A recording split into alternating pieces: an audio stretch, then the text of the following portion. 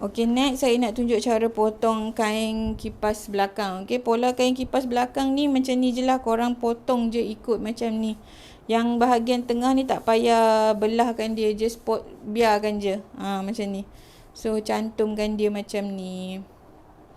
So, untuk potong dia, kain 2 meter diperlukan. Okey, bidang 45. Kita akan potong bahagian depan dahulu. Okey, dia sama macam cara potong kain lipat batik. Okey, korang akan sembunyikan kertas lipatan kain tu. Yang kipas ni. Okey, ini kan bahagian kipas, korang sembunyikan dia. Untuk dapatkan pola bahagian depan. Okey, bila dah sembunyikan kertas, inilah pola bahagian depan. Lepas tu, kita ambil kain 2 meter tadi. Kita lipat sikit je bagi ngam-ngam untuk letak pola. Dan basi. Okey, lipat sikit tengok. Okey, ni ngam-ngam lah.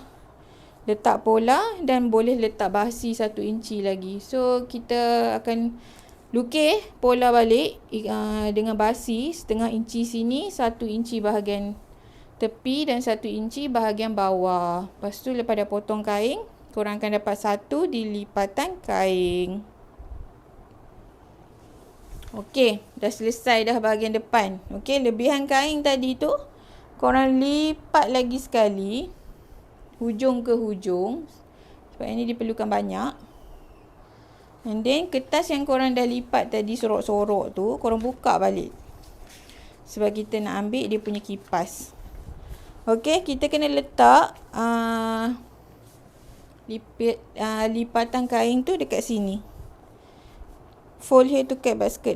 So, cut 1 on fold. Okay, kita cut 1 on fold dekat lipatan kain. So, basi dia macam biasa. Bahagian bawah 1 inci. Tepi 1 inci. Atas waistline setengah inci. Dekat sini setengah inci. Setengah inci. Okay, setengah inci dekat sini. Lepas tu korang akan potong lah. Potong. So, akan dapat petak lah kat sini. Memang akan dapat petak dekat sini.